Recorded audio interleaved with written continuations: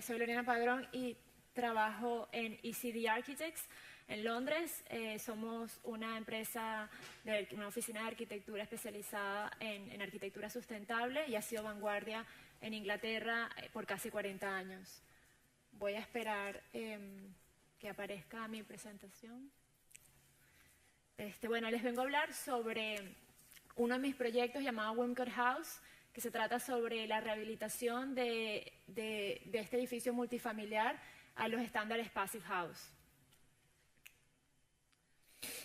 Esta edificación está en Portsmouth, en el sur de Inglaterra, en una ciudad costera que tiene gran cantidad de edificios de torres residenciales de este tipo, que fueron construidas con sistemas prefabricados de hormigón durante los años 60 y 70 en terrenos que habían sido sobre todo bombardeados durante la guerra.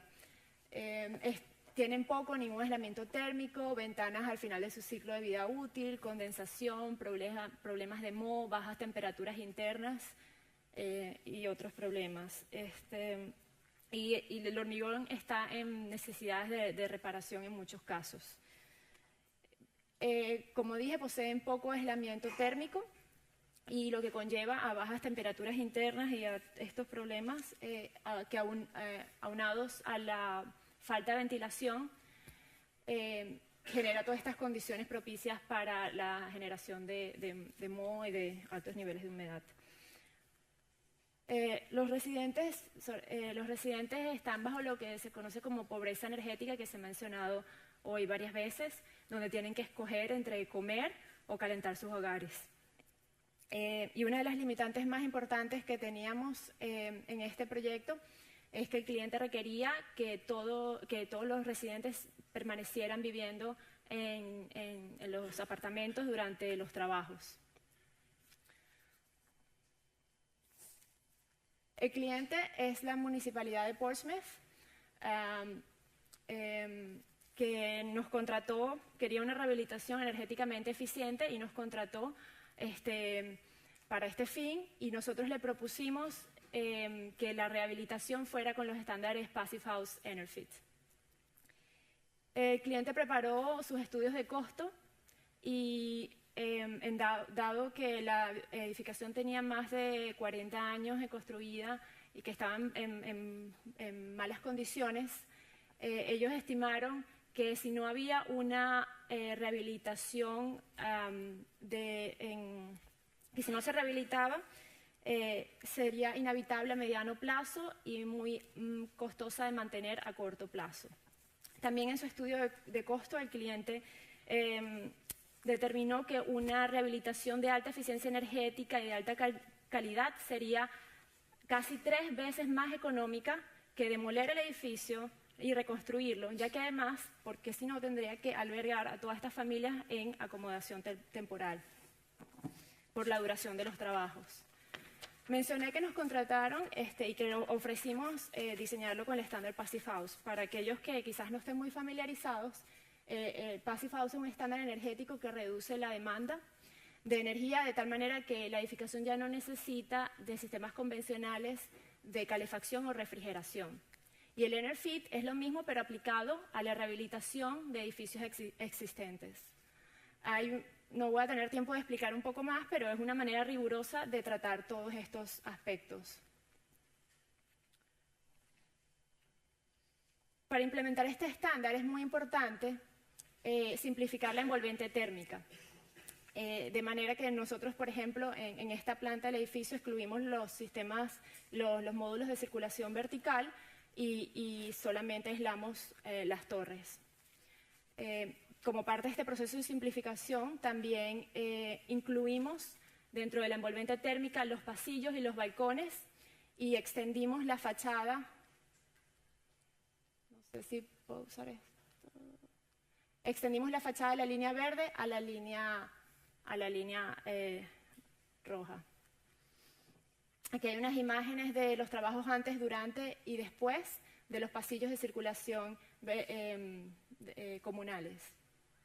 Aquí tengo unas imágenes de los trabajos, esto al comienzo de los trabajos, la otra fachada donde se está empezando a ver todo el sistema de acero para el cerramiento. Y aquí podemos ver ya cómo empieza los cerramientos, las ventanas nuevas. Tenemos más de 1000 ventanas de triple vidrio en los bloques y de doble vidrio en los módulos de circulación vertical. Y bueno, todavía faltan la última capa aislante térmico y los acabados.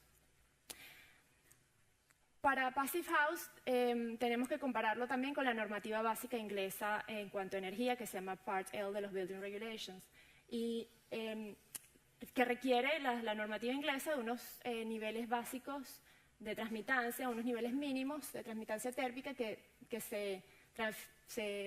significan niveles específicos del ambiente.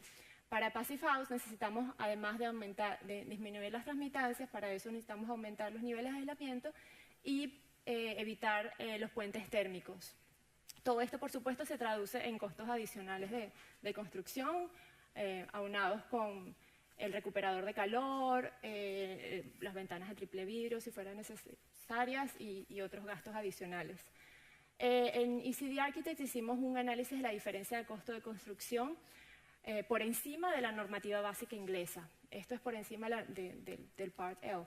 Y aproximadamente encontramos que en este proyecto particular el cliente estaría pagando un 9% adicional.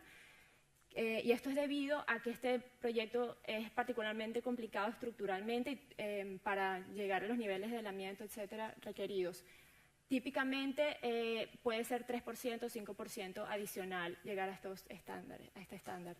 La vida útil analizada es de 30 años y tenemos ya ganancias netas del año 20 al 30 porque se amortiza el costo adicional a los 19 años del proyecto. Estos son unos valores bien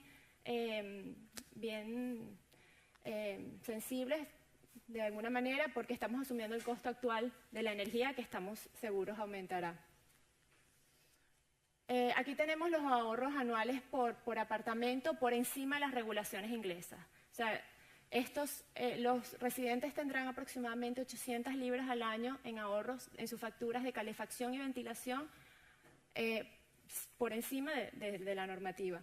Y lamentablemente, por el tema de la pobreza energética, los residentes no calentaban sus viviendas a niveles de temperatura adecuados, como por ejemplo 21 grados de temperatura, pero si lo hubiesen hecho, el baseline, tendríamos unos ahorros, ellos tendrían unos ahorros del 85% de sus facturas energéticas. Algunos, por supuesto, van a tener tales niveles de ahorro, pero otros menos, y lo mismo con los ahorros de CO2 generados.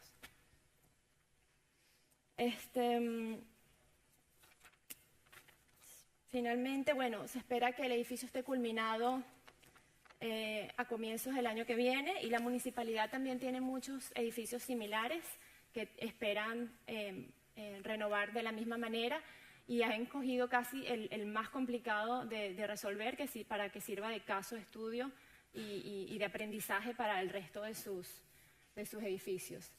También tenemos, he mencionado los beneficios económicos, pero por supuesto tan y más importantes son otros beneficios que genera esta rehabilitación, como por ejemplo salud y bienestar, ya que eliminamos condensación y moho en las viviendas, mejoramos en enfermedades respiratorias, confort térmico, las familias empiezan a utilizar toda la vivienda y no simplemente una parte, una habitación, reducción del ruido externo gracias a las ventanas de triple vidrio, filtración del aire externo y provisión constante de aire fresco gracias al recuperador de calor, y seguridad también, hay nuevos intercomunicadores, mejoras a las áreas comunes, y bueno, estudios de la Universidad de Nottingham Trent demuestran que se reducen los niveles de criminalidad y actividades antisociales después de las rehabilitaciones de este estilo, empleos y mejoras en la economía local. La constructora ha contratado a mucha gente local, incluso que vivía en el mismo edificio.